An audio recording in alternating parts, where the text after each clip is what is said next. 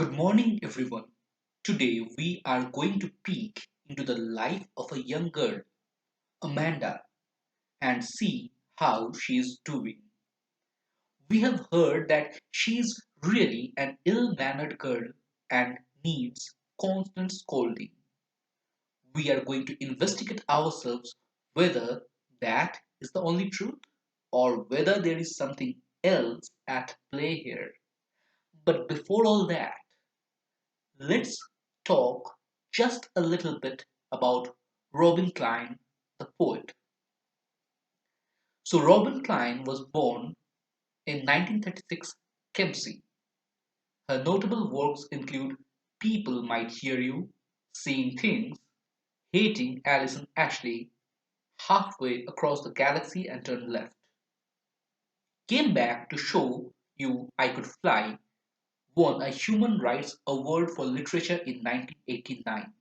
It also won the 1990 Australian Children's Book of the Year Award for Older Readers segment and was shortlisted for the 1990 Victorian Premier's Literary Award and the NSW Premier's Literary Award the same year. This outstanding novel was named a White Raven book at the 1990 Bologna Children's Book Fair. Robin Klein belongs to the category of children's and young adult fiction writer. Let us now take a pictographic representation of the poem. Here we can find one girl sitting lost in her own dreams. A little girl with dreams and a head full of imaginations becomes the woman of tomorrow with eyes full of vision. This tells us the kind of girl Amanda is, the potential that she has within herself, because her imaginations, we will soon come to know all about it as we start reading the poem. Don't bite your nails, Amanda. Don't hunch your shoulders, Amanda. Stop that slouching and sit up straight, Amanda. There is a languid emerald sea where the sole inhabitant is me, a marmot drifting blissfully.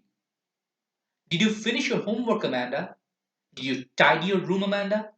I thought I told you to clean your shoes. Amanda, I am an orphan roaming the street. I patterns of dust with my hushed bare feet. The silence is golden, the freedom is sweet. Don't eat that chocolate, Amanda. Remember your acne, Amanda? Will you please look at me when I'm speaking to you, Amanda? I am Rapunzel. I have not a care. Life in a tower is tranquil and rare. I'll certainly never let down my bright hair. Stop that sulking at once, Amanda. You were always so moody, Amanda. Anyone would think that I nagged at you. Amanda. So here our poem ends, and we will start going to the summary. But before we start the summary, let us stop here for a moment and think why we should read this poem. You see, recently in a teaser of the second installment of a popular web series, I saw a man asking a woman whether she is a feminist or not. The woman retorts why he is speaking as if feminist is a slang. So you see, 72 years after the independence, whole 72 years, and here we are now in 2020. And even today, women have to fight every day to prove themselves, both in and outside home. China has more than 64% of its women professionally working. The rate in the United States is more than 56%. But in India, the number stands at a staggeringly low 22% in 2019. Did you know that globally speaking, around 606 million women provide unpaid care on a full time basis? Yes, you heard that right. 606 million women, and the care they provide is unpaid, a 21.7% compared to the mere 1.5% male participation. But even after all that, even today, women are judged by their appearance, behavior, attitude.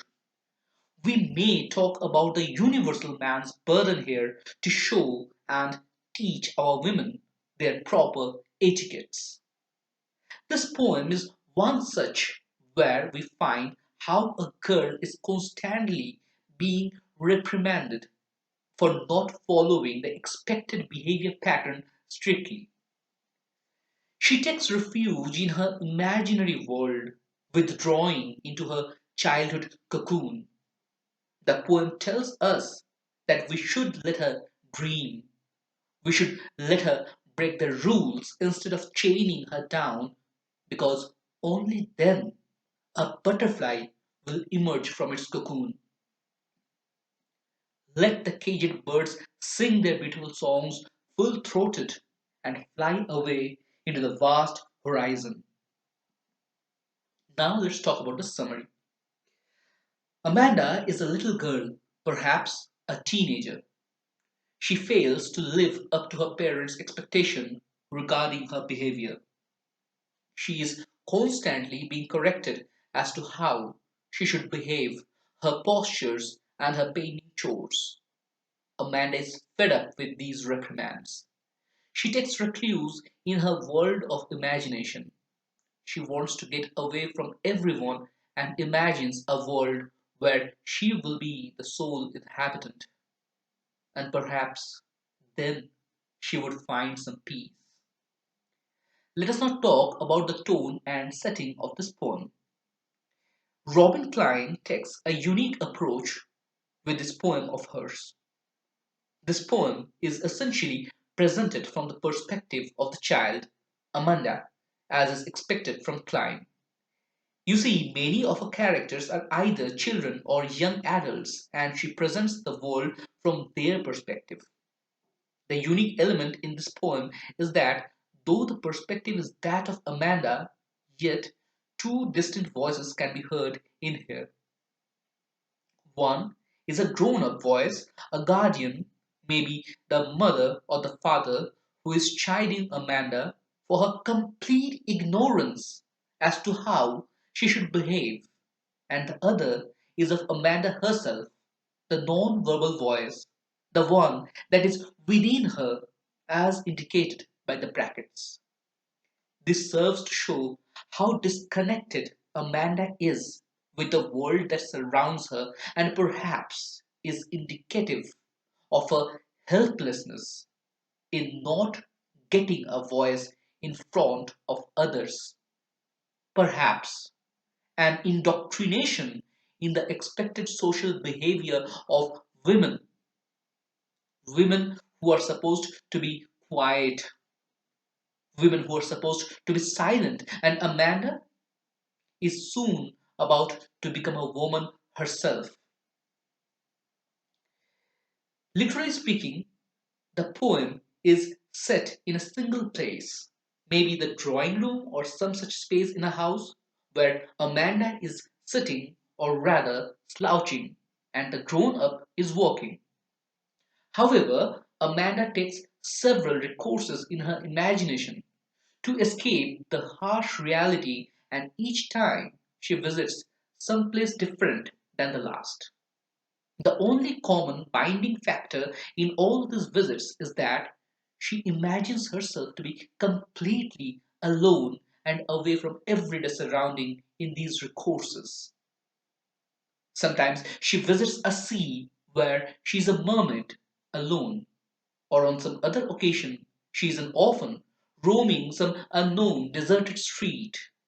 She even imagines herself as Princess Rapunzel, voluntarily locked in a secluded tower only to be away from the constant reprimands. Let us now analyze the poem part by part. Don't bite your nails, Amanda. Don't hush your shoulders, Amanda. Stop that slouching and sit up straight, Amanda. As the poem opens, we find a little girl and some grown up, perhaps her parent, together. The very first line indicates that this girl doesn't know proper etiquettes and hence needs much correction. We may even pity the girl. Certainly, her habits are disgusting. She bites her nails. She cannot even sit straight and appears clumsy and lazy. Perhaps she deserves all that harsh words. That the words directed against her are harsh in nature can easily be understood from the repetition of a name at the end of each instruction. So, how does Amanda react? What has she got to say to all these accusations? There is a languid emerald sea where the sole inhabitant is me, a mermaid drifting blissfully. You see, Amanda herself, as that is a name we come to know from the very first stanza, is least bothered about these instructions. She simply pays no heed to it. She imagines herself to be calm and quiet sea. She imagines herself to be a mermaid blissfully drifting along the waves, the gentle waves, away from everything and everyone in peace. Now let us talk about the word meanings. Hunch is to assume a bent or crooked posture. Amanda's shoulders are bent, not straight, indicating a relaxed posture. Slouching means a lazy posture with stooping of the head and shoulders and excessively relaxed body muscles. Languid is slow and calm. A complete relaxed posture, drooping even. Emerald is a rich green color. Soul, S-O-L-E, soul, means only. Mermaid drifting blissfully. Mermaids are mythical creatures with an upper human body ending in fishtail. They are not easy to see, hide as they from human population. Amanda imagines herself to be a mermaid, away from the crowd, alone on an ocean of peace and tranquility. Now let's talk about the next set. Did you finish your homework, Amanda? Did you tidy your room, Amanda? I thought I told you to clean your shoes, Amanda. The verbal section of the poem continues with the reprimands. We come to know that Amanda is such a lazy girl that she needs to be reminded to complete her homework, and she doesn't even tidy her room. She hasn't even cleaned her shoes, though all these things are naturally expected of her. However, we also get a vibe that this grown up is really a control freak, leaving Amanda no room to be herself. Just imagine if your parents, teachers constantly scolded you, constantly found fault in whatever you did. Would you ever become whatever you can become? Or would you become something that they want you to become? Just think about it. So we start in this poem, we start to sympathize with Amanda, and we can only wonder how she reacts to this onslaught of commands. What will she do now? Okay, I am an orphan roaming the street. I pattern soft dust with my hushed bare feet.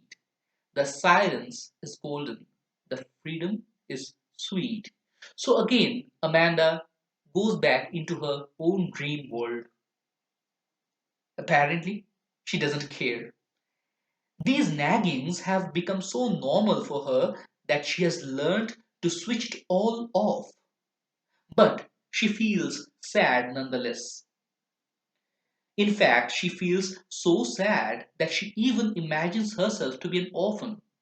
Just think about it. No child thinks of himself or herself as an orphan, alone in this whole world. But she, Amanda, not only just an orphan, but she wants to be completely alone. There is silence all around her, but she welcomes that silence. She embraces that freedom. Let's now talk about some word meanings. Often, someone who has lost both their parents. Hushed means calm, quiet, to suppress any noise.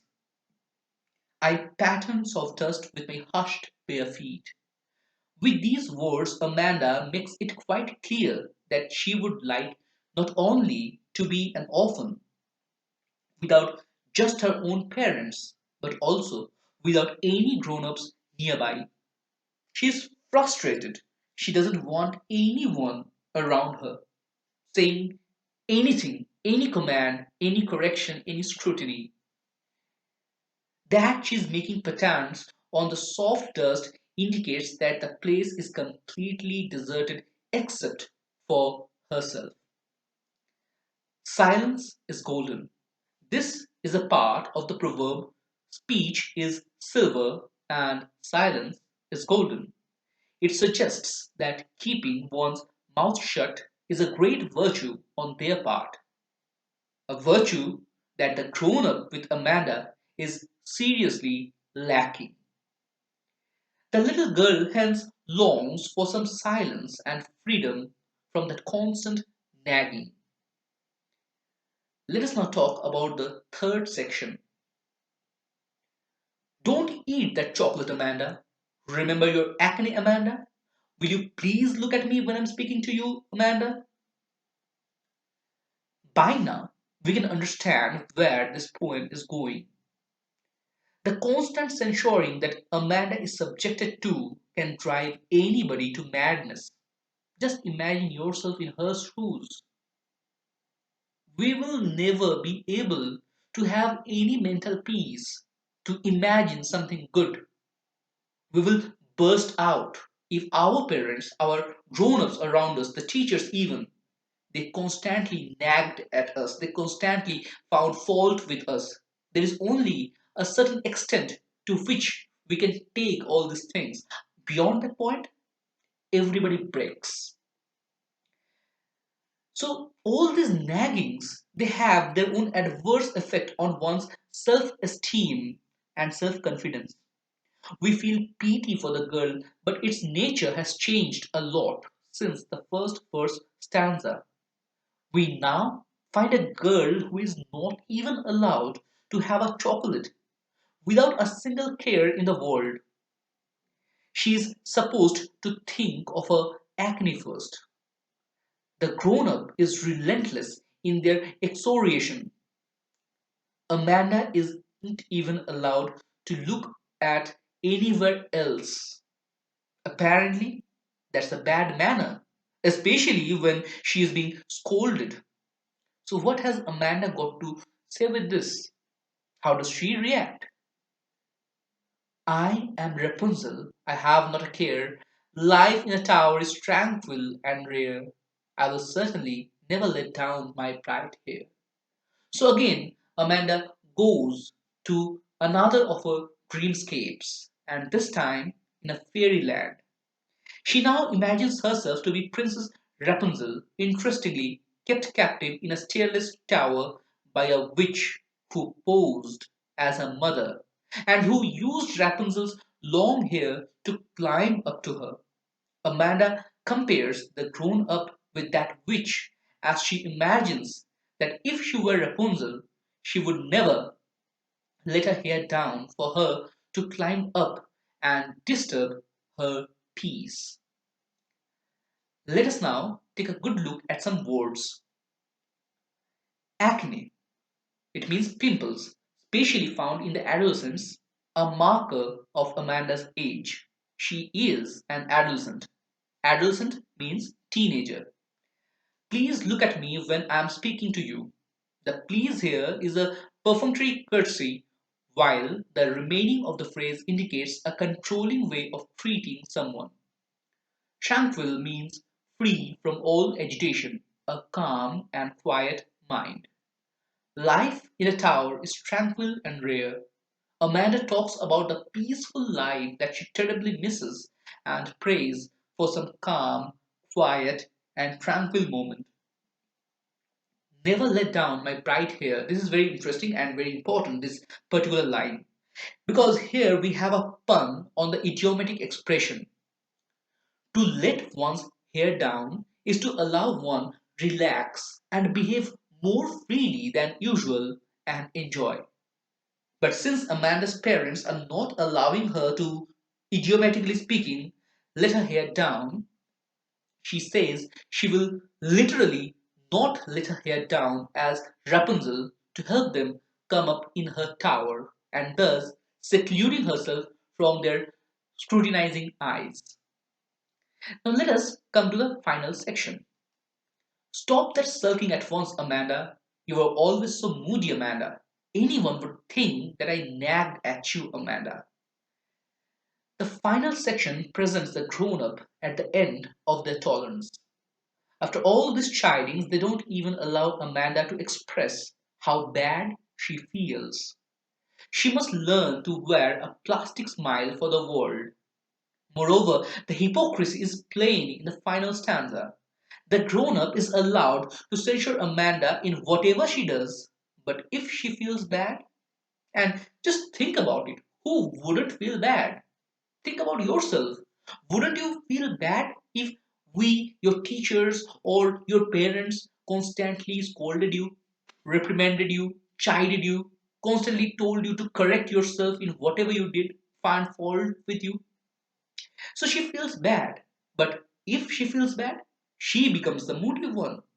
And even then, she is not allowed to be moody because people might think that the grown up was nagging at her, and what might the people say? This shows how the society keeps up its appearance and how those deceptive appearances becomes the new reality. So the irony lies in the fact that they don't even realize what they're doing is nothing but constant nagging, which is sure to upset anyone.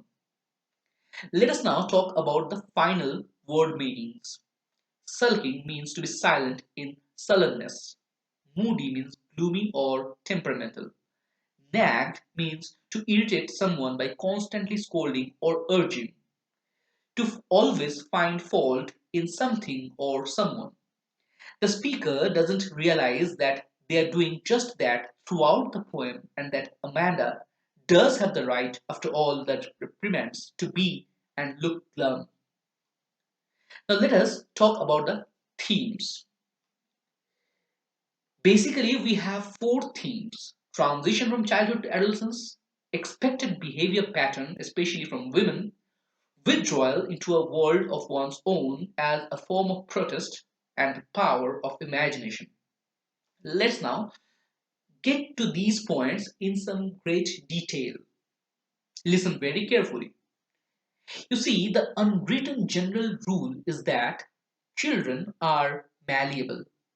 They can be controlled and molded into the expected behavior pattern. And such pattern is even more expected from the women living in this world of 2020. Even now, if any crime happens to women, they are the first one to be blamed. They must not have followed the proper behavior pattern, posture, hemline, dress code. It, therefore, is the burden of the society. We have taken that burden upon ourselves voluntarily.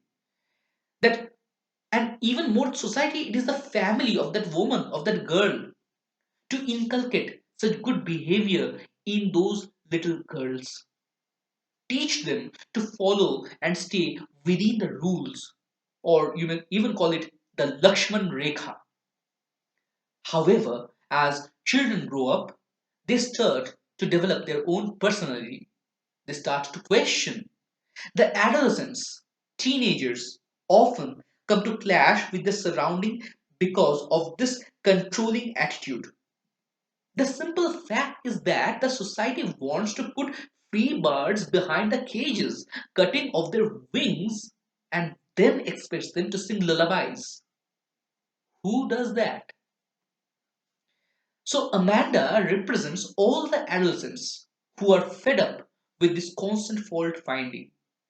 They are not little anymore. Limiting creativity has never resulted in progress. Learning rules is essential for a safe and secure life. I admit that. We all admit that. But going beyond the rules and braving strangers' tides result in a fruitful life. Amanda, in fact, shows regressive tendencies. To escape the nagging reality, she escapes in her childhood fantasies. Her desire to be alone is so strong that she won't even mind being an orphan. Just imagine, where are we bringing our children to? They love their parents, and we are bringing to such a juncture that they want to be an orphan. They want to be alone to that extent that they don't even mind that. It is time for the society to stop and think whether it really wants its girl child to contemplate that. Children, irrespective of gender, are dreamers. Instead of teaching them to come into the fold, they must be encouraged to keep on dreaming. They should be supported to go and catch their dreams. The male society is protected and nurtured by its women. It is time that we acknowledge that and give our women the freedom that they deserve. Man and woman, yin and yang, working in tandem alone can make the society truly strong and progressive. Let us now talk about the figures of speech, the forms and figures in this poem. Let us first take a look at these lines. Don't bite your nails, Amanda. Don't hunch your shoulders, Amanda. Did you finish your homework? Did you tidy your room, Amanda? Do you notice anything here? Yes, correct. The bold letters. And again, you have been correct. The bold letters indicate some words which are repeated at the beginning of each set. Don't, did. Can you tell me the figure? You should know it by now. Absolutely correct. It is anaphora. Anaphora is the repetition of same words or phrase at the beginning of consecutive lines or clauses. Like don't is repeated at the beginning of each lines. Did you again is repeated at the beginning of each lines. So this figure is anaphora. And yes, you have again noted it correctly that there is also repetition of Amanda in these lines. But dear students, just note the Amanda comes at the end. So it cannot be anaphora, but it should be something opposite to it because anaphora repetition at the beginning and Amanda repeated at the end. So the opposite is epistrophe. Epistrophe or an epiphora is the repetition of same words or phrases at the end of consecutive lines or clauses, as in the repetition of Amanda, as you can see in this lines and in stanzas 1, 3, 5, and 7. Now let us talk about some other lines as well. Let us have these lines. Stop that slouching and sit up straight. I thought I told you to clean your shoes. Life in a tower is tranquil and rare. Stop that sulking at once, Amanda. Yes. Even before we finished reading these lines, you have already come up with the figure. And you were absolutely correct. It is alliteration. The alliteration is repetition of similar consonant sounds at the beginning of consecutive or closely placed words in any sentence. For example, the repetition of S sound in stop that slouching and sit up straight. The T sound in I thought I told you to clean your shoes. And again in life in a tower is tranquil and rare. Again the repetition of S sound. Stop that sulking at once, Amanda. Now let us take a look at some other figures. For example, these lines. There is a languid emerald sea. I pattern soft dust with my hushed bare feet. The silence is golden, the freedom is sweet. Don't eat that chocolate, Amanda. What figures are there? Consonants. You see, consonance is the repetition of similar consonant sounds.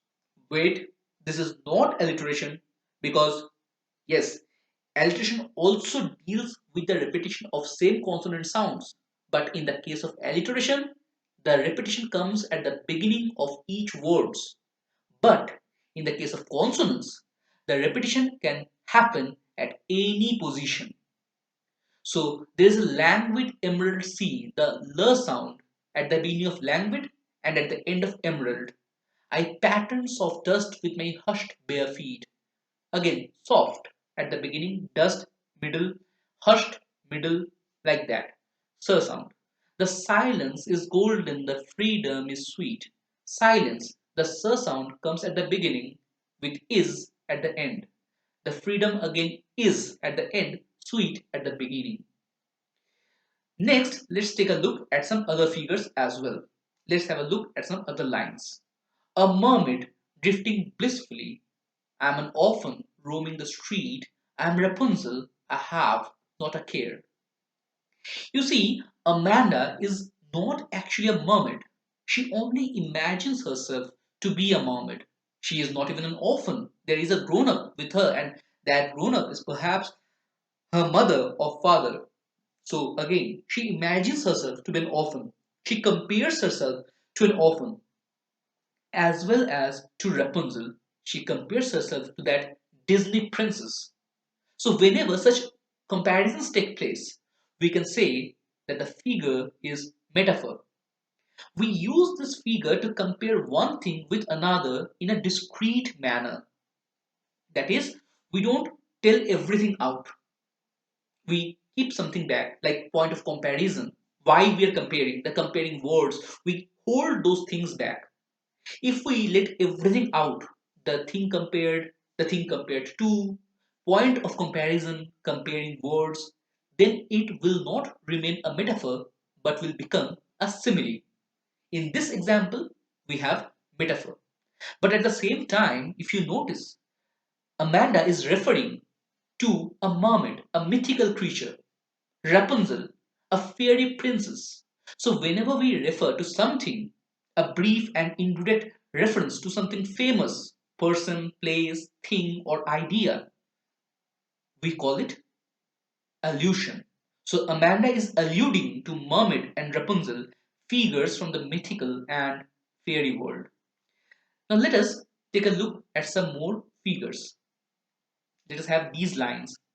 Did you tidy your room, Amanda? I'm an orphan roaming the street. Life in a tower is tranquil and rare. So you see in these lines there is a dominance of vowel sounds. Orphan, roaming, tower, tranquil, rare. O sound, a sound. Whenever vowel sounds are repeated in close succession in a line, we call it assonance. So here we end our figures and we come to the bit of rhyme. The poem follows a set rhyme pattern throughout the poem. There are two distinct rhyme schemes for the two different voices we hear in the poem.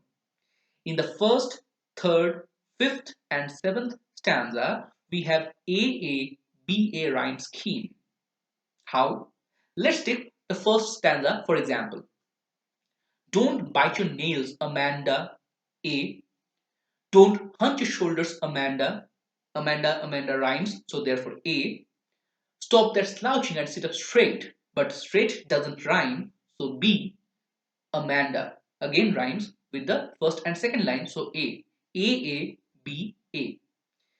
Now let's come to the next rhyme scheme. Amanda's voice in the second, fourth, and sixth stanza follows a harmonious A rhyme scheme. How? Let's check. There is a languid emerald sea, A, where the sole inhabitant is me, A mermaid drifting blissfully, see, me, lee. Therefore, A. A rhyme scheme.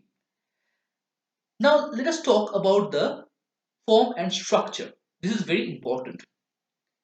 You see, this apparently simple poem makes several subtle movements so far as its structure is concerned. First of all, while usually each line in any verse begins with capital letter, that is capitalization, Amanda's lines doesn't follow that rule, clubbed with the fact that those lines come in parenthesis. Parenthesis means the use of brackets or comma to present something as a separate unit, something aside, something extra information. So Amanda's lines are present within brackets and they indicate that they are not lines actually, but rather the expression of thoughts in Amanda's mind. We can hear her thoughts, read her thoughts. The poet also subtly mixes hard and soft consonant sounds in her verses. The voiced stanzas, that is the grown up voice, as in the first, third, fifth, and seventh stanza, makes abundant use of hard consonants that serve to indicate the reprimanding note in the voice, while the soft consonants and assonance in Amanda's thoughts represent her blissful dreamscapes where she is far away from the discordant reality. Now, finally, let us talk about the title. The poem is presented from the perspective of Amanda, a young girl who is constantly being nagged by her parents. We get to see how frustrated she feels and also how she finds solace in her dreamscapes. As a stylistic device as well, her name is repeated quite a many times throughout the poems in the stanzas 1st, 3rd, 5th, and 7th. Keeping all this in mind, it can be said to be an apt title for the poem. Moreover, the exclamation mark at the end of the title successfully brings out the reprimanding tone even in the title itself. So, with this, we come to an end of a chapter, Amanda, and we hope that you have understood this chapter well. If you have any questions, any doubts, do leave a comment. We will surely get back to you. And do wait till we come and meet again with another chapter from the first flight, the 10th standard CBSE literature textbook. Till then, bye bye.